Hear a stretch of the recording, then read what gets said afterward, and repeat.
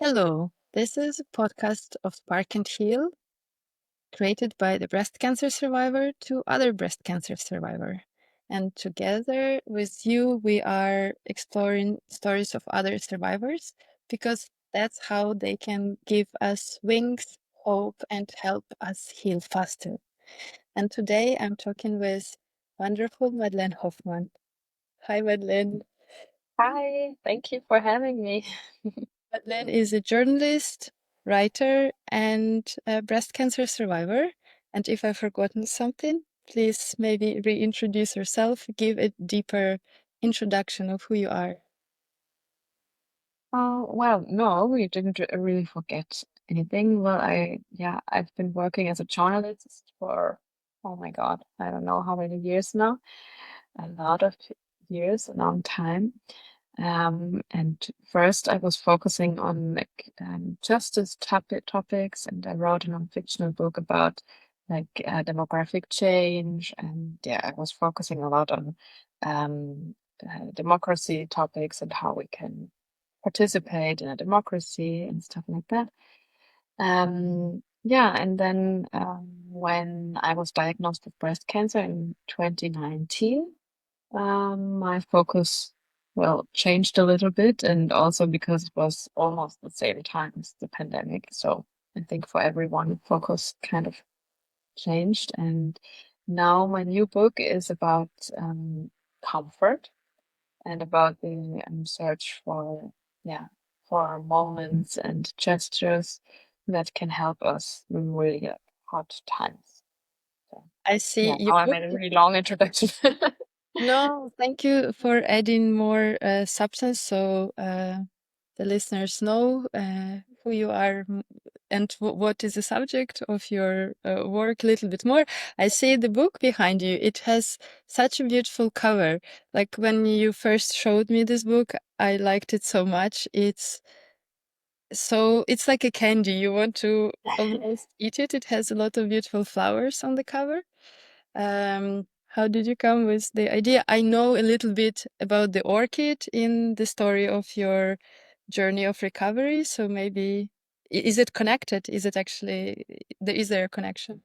Well, kind of. I mean, I was discussing with my publisher that it would be nice to have the orchid on the cover somehow, because, as you said, it plays an important role, because it is somehow during the time after my diagnosis, an orchid was kind of my I don't know how to say, my real like soulmate, which sounds kind of weird, but if you read the story, it's actually kind of cute, I think.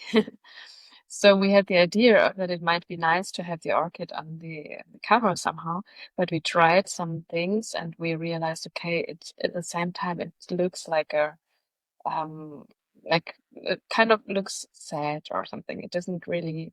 We weren't convinced. So there's one great person at my publishing house who is only like designing all the covers, and he came up with different ideas, and one of them was this cover, just like a lot of flowers, not only the orchid but a lot of flowers, and everyone who saw it immediately thought, yeah, that's it, that's so cool, we want to hug it, and we want to it's like, yeah, you want to breathe it in because it has all these colors, and it somehow makes you happy and gives you comfort just by looking at it. I think so. It was the perfect cover. Yeah, Uh, so I can't take credit for it. It was a no, great. but it comes from your story with the orchid, and so nobody knows yet about the story. So I just want to get us a quick intro. So in the book, it was an orchid which stopped giving flowers, and you wanted to reconnect with yourself, let's say, with like surviving, going through this treatment and wanting the flower to bloom with you. It's a very beautiful metaphor. And I think that a lot of survivors or people, women who go through this diagnosis, it's very hard, especially during chemo. I guess that chemo is the harshest part of it. And very often we want to find a connection or a metaphor. And for me, it was also a very beautiful metaphor because I don't always find the right words or the right objects to describe. And that was just perfect. Cool. Very glad. Yeah, it was kind of, because you said the orchid stopped giving flowers, and somehow actually the act of this flower not giving anymore, not blooming anymore, somehow gave me a feeling of solidarity because I was like, okay, finally someone who's also miserable like me. But at the same time, I was afraid that it wouldn't recover because I was like, if the orchid won't recover, maybe I won't recover either. So it became kind of this um, weird relationship to this flower. Mm. And so I know that you were diagnosed in your early 30s and that it's not at all what you expect from this age. Well, you don't in general expect such a harsh diagnosis anytime on your life, but especially when you're in this like any other young woman touched by this diagnosis. Uh, how did you discover your tumor and how did you feel through this moment of hearing the diagnosis?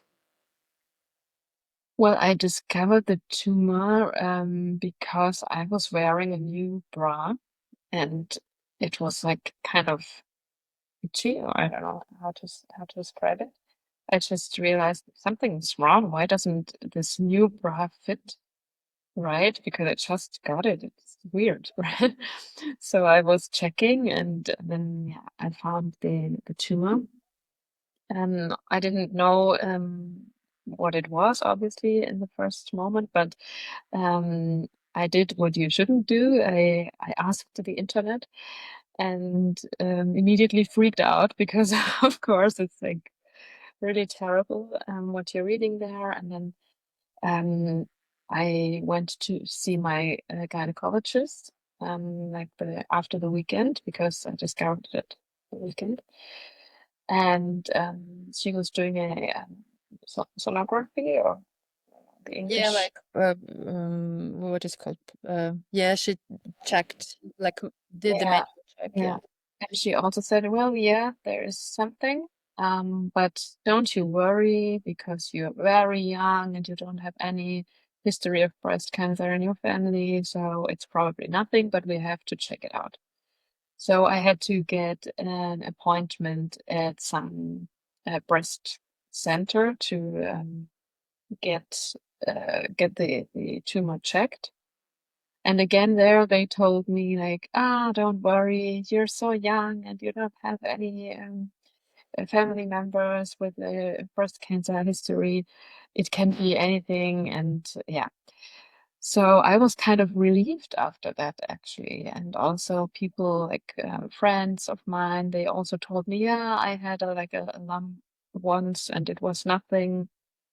And so I was kind of yeah, relieved and didn't expect the doctor from before from the breast center to call me because she said you can come in like 3 months, we will check it out again just to be sure, but it will be okay.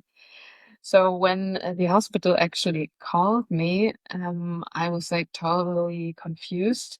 And they told me, yeah, the doctor wants to see you again. And I was like, really, I was stressed out because I had a lot of appointments and a lot of things to do. And I was like, no, she said I don't have to come. So it's really a bad timing.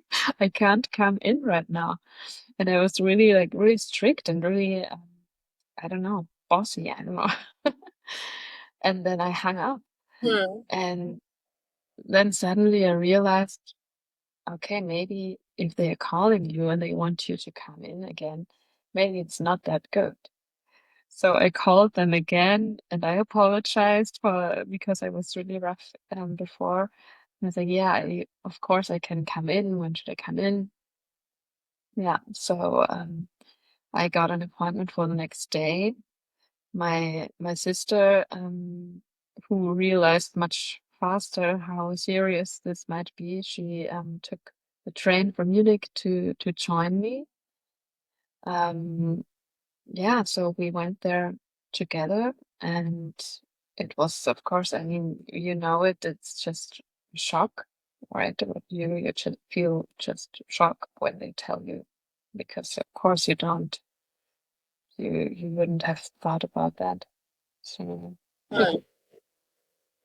Yeah, that's I'm sorry to hear that it hit you so hard. It's just not fair. I felt it with me when I heard the diagnosis that it's not fair, but my mother was diagnosed with breast cancer, so I somehow knew that I was in this like risk group, but of course you always think it will never happen with you, and it felt like yeah. the world the world was just like crumbling, and but for me it was kind of what saved me on this day. Like the nurse came with a very long list of all the appointments that I had to do, and then I just blocked Mm. everything else and I was going through the appointments. It was Yeah, like yeah, I for this. remember that too. Yeah, it's like stressful and helpful at the same time, right? Because you just someone just tells you what to do and It's you're like, just without thinking, you're just doing it. And yeah, I also think that's something that can rescue you in such a situation, to have something to do. yeah. Uh, I would like to ask you what kept you, besides disappointments and doctor visits, was it something that kept you motivated to go through this diagnosis? Because it's not like a journey in the park, yeah? Like it's a Oh, that's a tough difficult ride. question. Um, and I, Mm, I think, well, of course, I just thought it's not, I don't have another option, right? Because for me, it was, I don't know, I didn't really think about the possibility that I might not survive the whole thing. It was just not an option.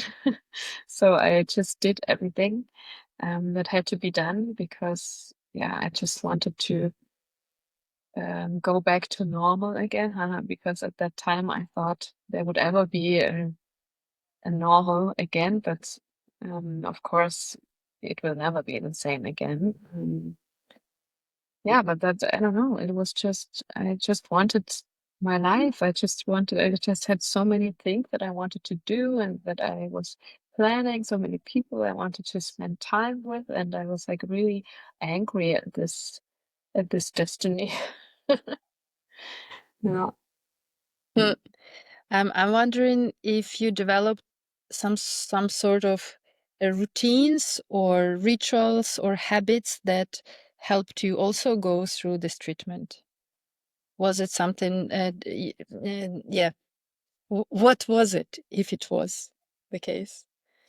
I thought it was really difficult to have to get a routine because everything was always like, my whole life got mixed up again, like almost every day. Because I don't know how your experience was, but for me, even with the chemo, when you have this plan and you know you have to go there, I don't know, 10, 12, 16 times, um, it's not it's not working that way, because sometimes you're sick and then you can't get the treatment. Then you have to come again to get your blood checked 2 days later, and then you have to, then the whole schedule changes. Instead of Wednesday, you will have to come in Mondays. And so it's always something. So for me, it was really hard to have any routines. And also after the chemo, for example, for me, it was mostly I just wanted to go home because I was too afraid of what effects it might have on me, like for the rest of the day. So I didn't want to go for a walk or drink a coffee or something. I just wanted to go home. But maybe also that was already a kind of a ritual, because I just went home to my safe space and I watched my favorite series. And at some point, also someone convinced me, I don't know if it was my husband or my sister, to like throw a big stone into the river every time I I have like one more of the chemo treatments checked. So to kind of like let it go.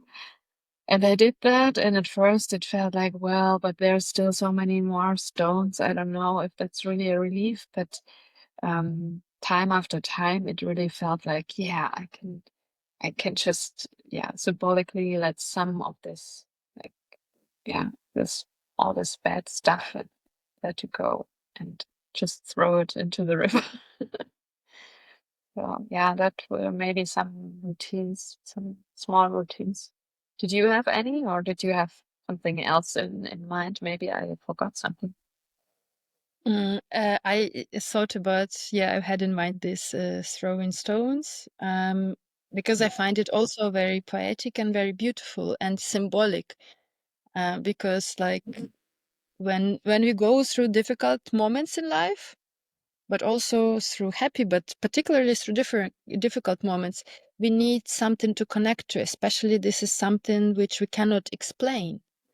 Because yes, cancer we explain on a chemical level, but then why me, right? Some people who are religious, they maybe explain it by religion or something like karma or whatever. But if you don't believe in this, it's hard to explain to yourself, to your rational mind, why do you have to go through this or any Yeah, other illness, right? And so yeah, to me, this symbolism of throwing stone and of having it like easier on you to get in your shoulder, off your shoulders, yeah, it's another beautiful metaphor that hopefully can also inspire somebody and um, help somebody to create this sort of routine. Um, I don't think I had routines for the same reason like you explained.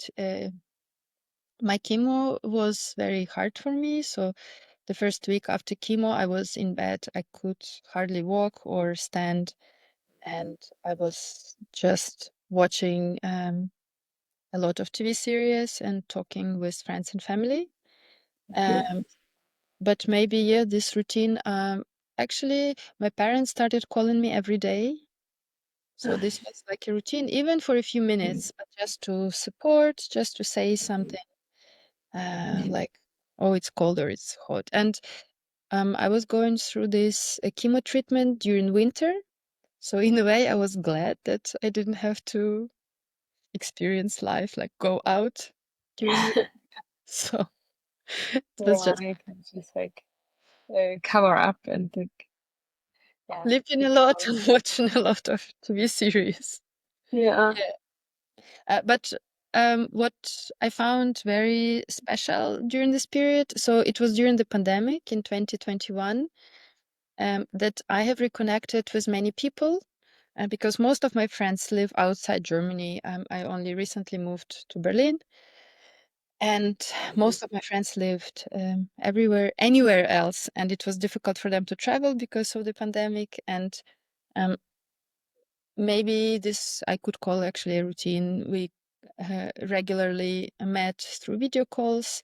We painted together. We read to each other. So this was like something about reconnection, and it also somehow brings me to the uh, title of your book, this comfort, this consolation that somehow I found through this connection to people. And I guess that, um, well, okay, I'm not going to guess, but I would just like to ask you about, first of all, about the idea of this book. How did you come up with the idea of this book? And second question, which is a follow-up, what is your conclusion? Ah, okay, you want a spoiler. It's interesting that a lot of people keep asking me, so did you find the perfect way to find comfort and consolation? And yeah, I think it's an interesting question because most people actually use the word perfect. Like, did you find the perfect way? And I think that shows how much pressure we put on ourselves concerning comfort and also comforting other people. And we always want to be perfect and to make something better for people, for our loved ones who are suffering through some hard times. And I think so. What I'm trying with this book is to, yeah, like with the stone, like let's throw this stone, this heavy weight away, and just um try let us try to be there. So that's the I think that's the essence of comfort, to be there and to really listen and yeah, really let the person who is like telling you about how they feel, really let them talk and also ask them what they need maybe, instead of like blurring out, oh, it will all be good, or because we are right. That's the reflex that we, when someone tells us about a diagnosis or someone is sad, we are like, oh no, it's gonna be fine again, or we tell them what to do to make it better. But maybe that's not always the best way. Maybe we can just listen first, and so will be much calmer, and we can also hear what the person actually needs. But you also wanted to know how I got the idea of the book, and it's really weird because I have a really, really messy system of collecting topics that I'm interested in as a writer. So my system is that I write something that interests me on a piece of paper, and then I put it somewhere near my desk. So, so it's really chaos. So at some point, I think I wrote down a toast, like comfort, on a piece of paper, and I put it somewhere as always. And like a few months later, I think must have been a few months later, I found this piece of paper. And it was an interesting timing because during that time, I was thinking a lot about what happened. It was after after the whole therapy.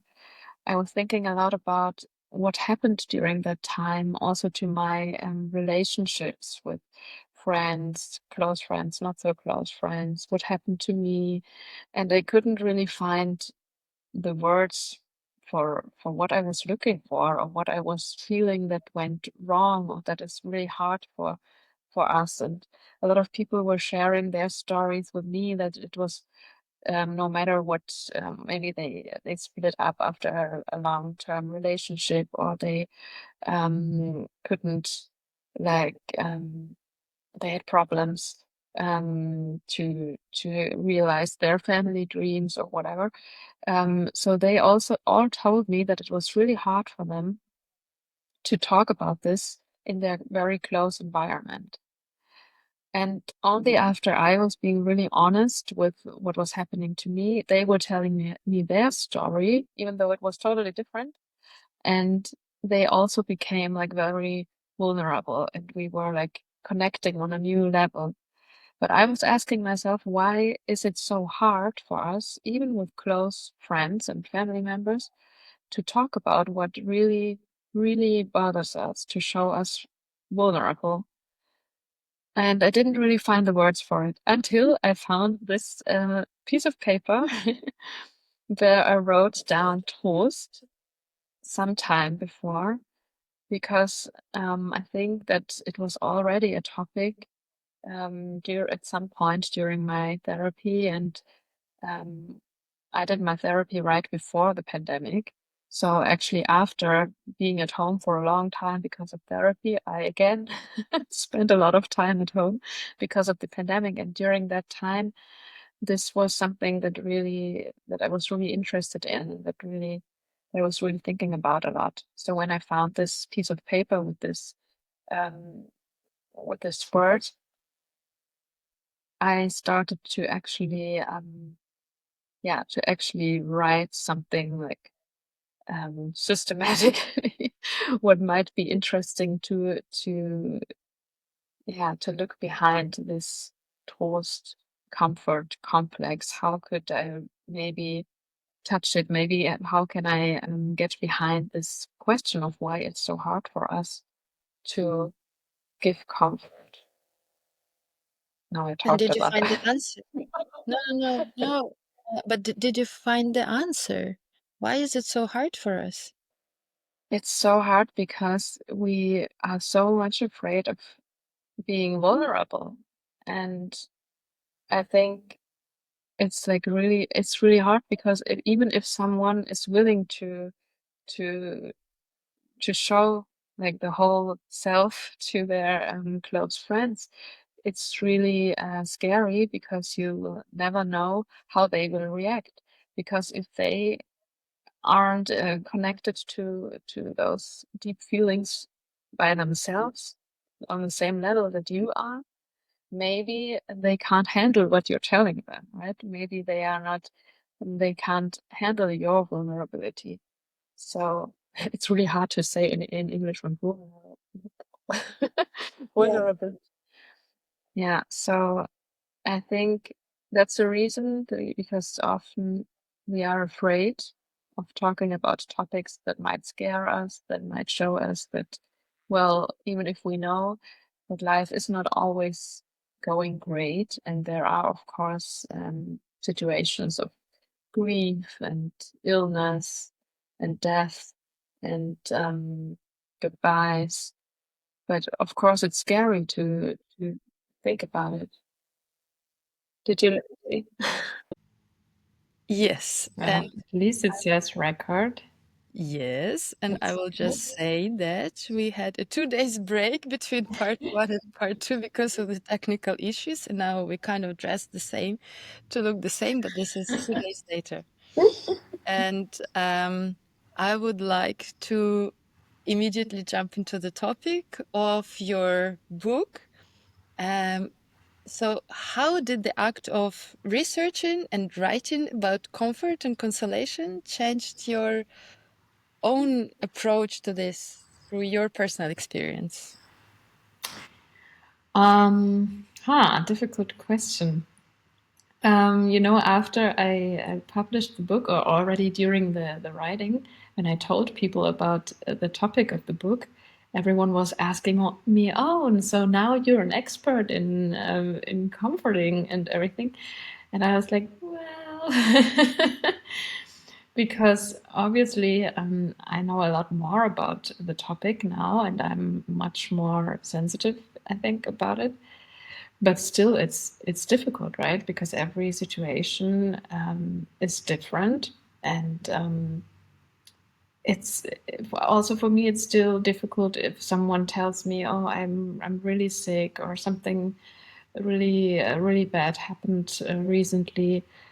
Also for me, the reflex is to ask questions. So why? How can that be? And what are the next steps? And something like that. So I'm like, okay, breathe in, breathe out, and remember what you wrote. So I'm trying to, yeah, be the no, you can't be the perfect person for giving comfort, but you can try to be there, and that's what I'm doing, I guess. And did it help you process your personal experience with breast cancer, or in general, your personal experience when you needed consolation and comfort? Yeah, I think during the writing process, actually, before I started, I think I imagined it easier than it was in the beginning, because I thought, well, it's been a few years, it's okay to write about this personal stuff.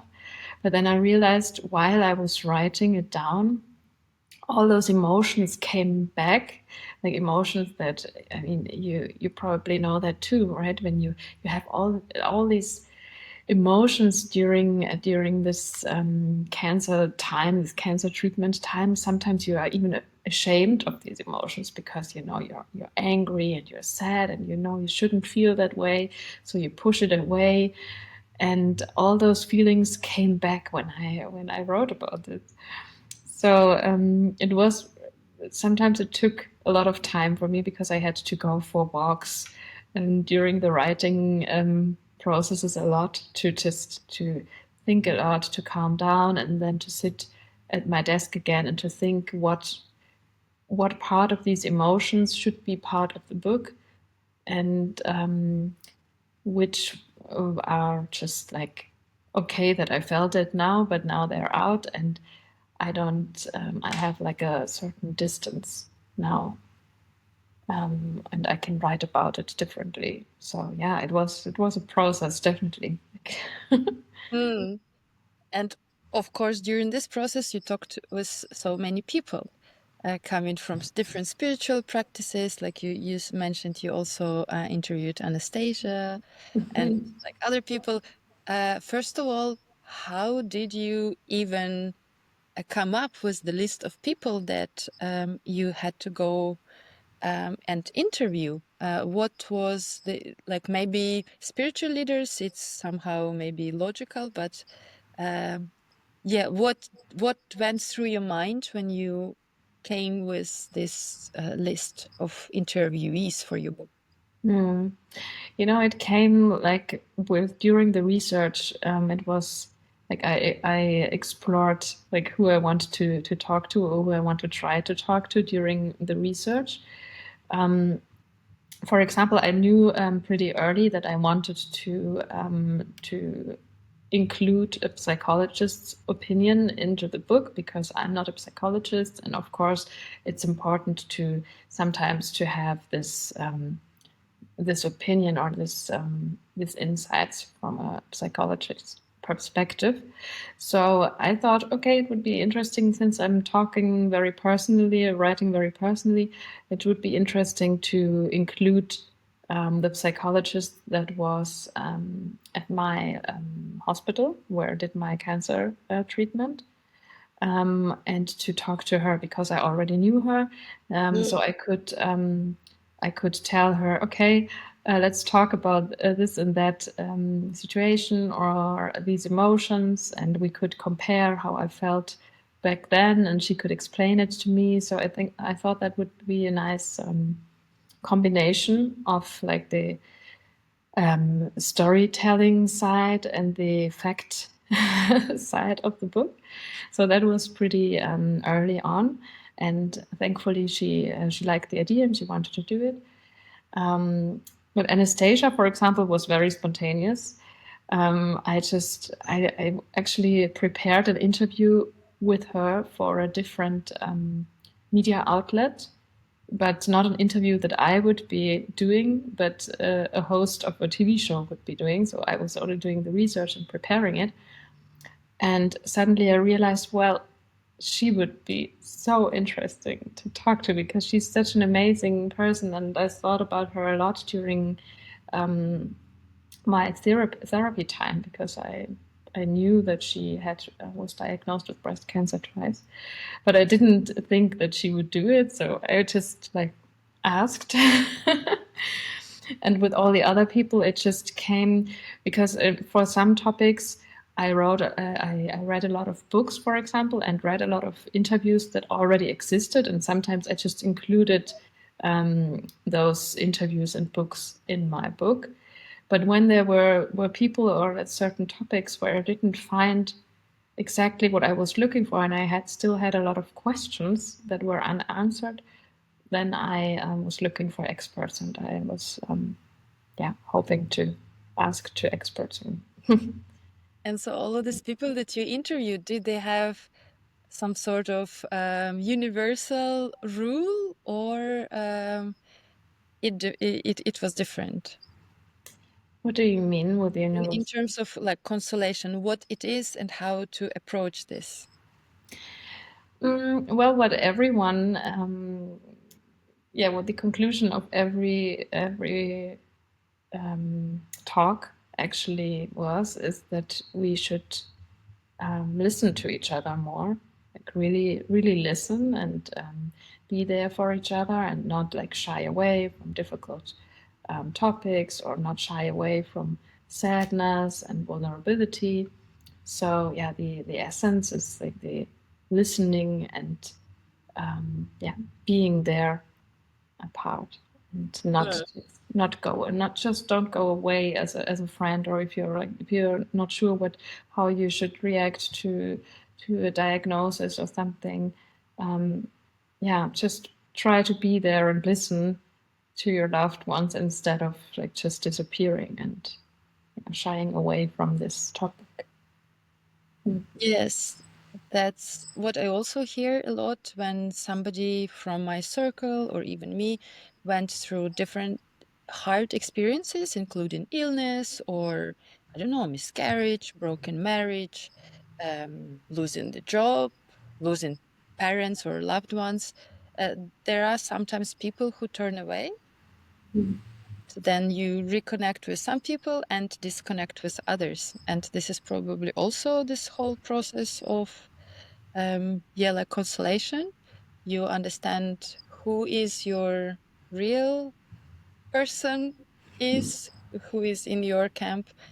And like we mentioned 2 days ago, briefly before our interview cut off, that for some people it's just impossible to hear all of this vulnerability and to see all of this vulnerability in front of them. So that's probably also one of the reasons why these people just disappear.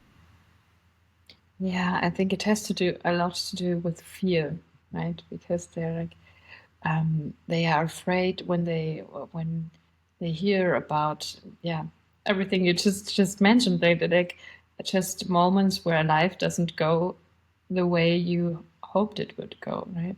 And it's scary, obviously, and but some people just can't handle it because they don't want to be remembered that it might happen to them, or they are afraid to like see how their friend or family member is going through something difficult, and how they are changing maybe, or yeah, it has a lot to do with fear, and that there's just not really a place in our society for these difficult emotions and these difficult talks, right? It's always we are always supposed to like handle them on our own, but yeah, I think it has a lot to do with we I think we already talked about it, but I'm not sure in which part of our interview, that it has to do a lot with productivity as well, right? Because we have this ideal of productivity, and people have to function in a way, and as soon as you show your vulnerability and your sadness or your illness, you're not functioning right, or you're not as productive as you can be. And so that is something that needs to be like yeah, taken to your home, but you can't like show it to anyone. And I think that makes it difficult even for close friends and family to talk about those issues, because we're just not used to it, right? I think. I find it so upsetting that we have this image of failure, like being sick, having serious illness, and to imagine this as failure. But on the other hand, when I think about generation of my parents, for them having like serious illness like cancer, it was a taboo.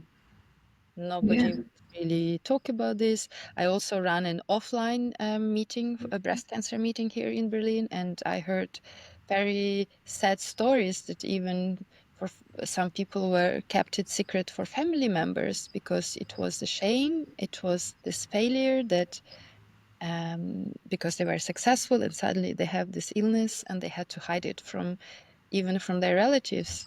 I find it very sad for our society. Yeah, I think the shame part is really like, yeah, I think also that it's really sad, but I also experienced it, that for me, I was ashamed to like make my loved ones go through something that bad, even though it was not my fault, and even though I had to go through it in the first place. But somehow there was this shame. And also interesting what Anastasia told me in our interview is that she observed that especially women often feel ashamed when they are diagnosed, for example, with cancer or other illnesses, because women mostly are like used to being the caretakers, and when they are the ones who need care, they suddenly feel like they can't do their jobs anymore, right? And so they are kind of ashamed because they need the care work for them now, but they are used to giving it to other people. So that's Hmm. also interesting. With also the again this functioning part and productivity part. I Yeah. also wonder how is it for younger generations, especially Gen Z, uh, who are supposed to be more open and more detached from these gender stereotypes. But I also think about this generation being connected to social media and seeing perfect lives all the time. So maybe this is, they may be free from the gender stereotypes, but they may have this attention and focus on the perfect life. And this is just another facet of this. Hmm. Well, social media is an interesting part also for the whole comfort and illness thing. I think because there are a lot of people who are actually like showing like their daily illness routine. I would say I don't know how to explain it, but they are like really reporting like every day how they're feeling, how long they are waiting in the doctor's for the doctor's appointment, and everything. So I think for them it's maybe kind of important to show that they are there and to show what is happening to them. And there are a lot of people that are taking comfort in these reportings maybe because Mhm. they are not in a similar situation and they are like don't feel alone anymore when they watch this. Others, for example, for me it was really difficult when I saw these people like showing on Instagram how they are going through breast cancer treatment, for example. For me it was really hard because of course I couldn't stop watching everything, but of course you also get all those fears suddenly because when something goes wrong and during the treatment of those people, you immediately think this will happen to you also. But of course every journey is totally different, and it's like, yeah, it's an interesting thing. So I wouldn't have done it. I would have been, I don't know, I would have been ashamed to show it on social media, or it was just not my thing. But yeah, there are people who really um, yeah take something out of it, like sharing their experience. Hmm. Like you mentioned that when talking with all of this, well, when interviewing people for your book, a lot of them said that being present is very important. Um, being there for, like, being active listener for your friend, for your loved one is extremely important when it comes to comfort. Have you reached or have you seen some other common patterns in in all of these different interviews? Is there some sort of conclusion to this book or not? Or is it like to be continued or the story goes on? And you have to read it for that. No, to be honest, I was really relieved when I talked to people, for example, in who are teaching comfort at universities, for example, or something like that. They told me that being there for someone is something that everyone can learn. It's not like a given thing. You have it or you don't have it. Because sometimes people say, "Well, I just can't do it. I just can't deal with those things or something." But no, you can actually learn it, and it always begins with listening and being there. And it sounds really simple, I know. And you're always like, wow, but what else? What else? But it's always the first step. if you don't listen and you give someone the feeling that you actually don't want to listen or you don't want to be there, oh, I think now it's an ambulance. Um, if you give the impression that you don't want to be here in the moment and listen to your loved one or the person who's telling you something, then where should this go? You can't ever be comforting someone, because if you don't want to do it, there's no way it will happen. So first you have to be there and listen, and then you will learn what the other person actually needs. And you can also, that's also important and relieving, I think. You can also ask if you are not sure what to do. You can ask, what do you need? Or you can be honest and say, I'm really overwhelmed. This is like a shitty, shitty situation. I really don't know what to say, because nothing, there are no words. So I'm here for you, and please tell me what you need and what I can do for you. So this can be the first steps, and from there you can, yeah, find your way, because then you have this connection, and it will actually be easier after that, I think. Mm. What brought you consolation during your treatment? Well, a lot of different things, really depending on the part of the whole journey. And I think in the beginning there was almost nothing that could give me comfort, because the shock part and the anger part is actually, for me, it was pretty a long time. It was not like after a few days I was open for consolation. I was just still, I couldn't believe it. And I was just still angry and like in trance. But I listened to a lot of music, so that gave me like little comfort, and like, yeah, was relieving. And later it was, yeah, all the nice things that friends and family members would do for me. They would send me messages or small packages, like you said, like this chemo survival package. I also had something like that. And just to know that people are there, and again with them there for me. They are just and they are not leaving my side, and they don't forget about me or anything. I think that those were the most important parts. And then I also had, I'm a really big fan of Frida Kahlo. Mm. So one friend, also in this chemo survival package, she had this small graphic novel about Frida Kahlo.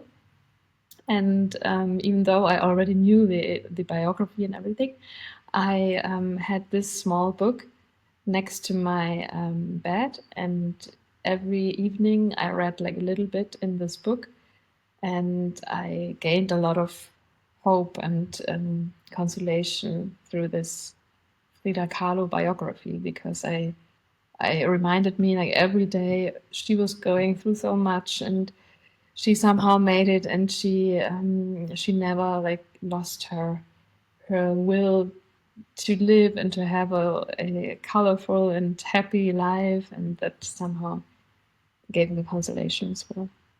But those Mm. are only a few examples. No, I think it's important. I can also relate to my own experience. It's important to have a role model who you see succeeded despite all the odds. Yeah. Like for me, it was my own mom who had breast cancer many years before me, and she made it. I was diagnosed 13 years after her, so I could see her experience. And her survival, and it gave me a lot of hope. And yeah, it was also scary for me to watch social media during during the treatment. I Mhm. couldn't watch it even though I wanted, but that was harder. So like to have already an experience of somebody who made it Yeah. easier. Yeah, you can imagine. That's really special.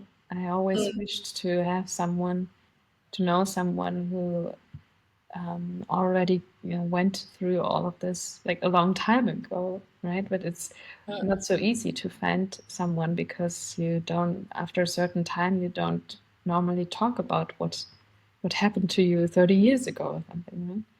So I was always like wishing the, oh, why can't like every woman who has ever gone ever went through all of this like wear a pin or something so I can recognize them in the streets and ask them, so how long has it been? And they can tell you, oh, 20 years, and you would be like, oh wow.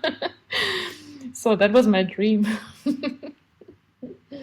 Yeah, this was really great to have some signs that identify us as a group of women. Actually, I just remember when I was diagnosed, I posted about this on Facebook, and a former colleague reached out to chat. We haven't been in touch for many years, but she also told me, she said, my mother is now 80 years old. She doesn't have one breast, but she survived. And she was treated like, I don't know, 40 years ago when the medicine was not so developed as today. So you can do it. And that was actually, these success stories were really cool. Yeah, yeah, that's really powerful. Yeah. And so I would like to return to the orchid because we started our interview with the orchid Mhm. you have. So how is it doing now? The orchid, well, it's still alive, even though I almost killed it recently, because I changed apartments a few years ago, and I was really concerned that the orchid wouldn't survive the transition. But she did, and we had a new ritual because she's now like at the window of my bedroom. So every morning when I open the window, first I have to put her away and put her in a safe space. And after, like when I close the window, put her back, and she can like overview the neighborhood. And a few weeks ago, she almost, well, she fell kind of, and she lost all her blooms. Oh, And I was like, oh my god, no, I killed her. But now again she's blooming and everything, so she's really like, it's a magical flower. I don't know what is with this orchid. It's crazy. Yeah, she's still fine. hmm. And before we finish, I would like to ask another question. After you have gone through this experience yourself, and after you have written the book and heard another stories, is there anything that surprised you about your own like capacity to go through this illness, this resilience that now surprise you? You're saying, "Oh my God, how did I do it?" Yeah, of course. I mean, I think you probably feel the same way, right? During, like, while you go through all of this, you don't really think about it because you just have to do it. You just do it. You don't have a choice. But afterwards, yeah, I sometimes thought, wow, how did I do it? I really don't know. But at the same time, I know, well, yeah, I didn't have a choice. I just went along with everything that had to be done, and I was lucky enough to have like have people around me that supported me, and I was in a situation where I had like good medical care and everything. So yeah, I'm really thankful for that because I know not everyone has that situation. But still, yeah, I think we are strong when when we have to be. I think that's a weird expression, right? You are so strong because, well, yeah, No you just choice. do what you have to do. I'm not. Yeah, I don't know. I think that's a weird expression, but still, it's used a lot, right? Because it's like, yeah, you did it. You're strong, and yeah, that's right. But I'm not more or less stronger than any other woman that is going through all of this, because everyone is just going along and trying to get through with it. So Hmm. Well, on this positive note, I want to thank you for your time coming here twice, twice for 2 days. Thank you. It was nice meeting you twice. And I hope that we will meet in real time at least once in real life. And thank you to those who listened and watched. I will leave the link to the book in the comment section. And maybe you also have any other suggestions for reading or for podcasts that helped you during the hard time Mhm. went through your treatment. So I will leave all of the useful links down below. Thank you so much again for joining. And Yeah, thank you for the have a good invitation. day. Take care. Bye. Bye.